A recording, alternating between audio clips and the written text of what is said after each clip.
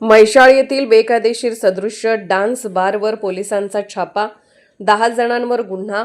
मिरज तालुक्यातील म्हैसाळ येथे सुरू असलेल्या बेकायदेशीर डान्स बारवर उपविभागीय पोलीस अधिकारी प्रणिल गिल्डा यांच्या पथकाने धडक कारवाई करत 5 तरुणींसह 4 ग्राहकांना ताब्यात घेतले। या कारवाईमुळे परिसरात मोठी खळबळ उडाली आहे। मिरज म्हैसाळ रस्त्यावरील राही पॅलेस या आलिशान बारमध्ये गेल्या अनेक दिवसांपासून कोल्हापूर जिल्ह्यातील काही तरुणी नृत्य सादर करत असल्याच्या तक्रारी पोलिसांकडे प्राप्त होत होत्या।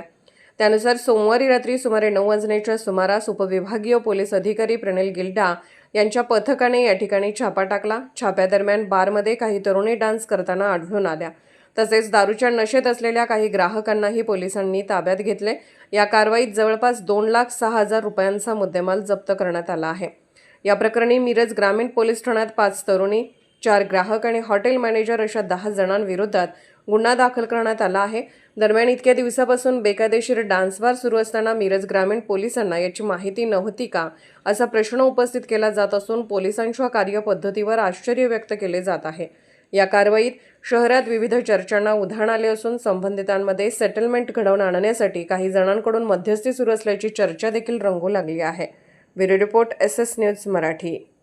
SDPO मिरज यांना जी माहिती मिळाली होती त्याच्यानुसार एका म्हैसाळमधल्या एका लॉजमध्ये डान्स बार सदृश्य दारू पिऊन नृत्यांगना नाचणं आणि नाचणं असा प्रकार सुरू होता।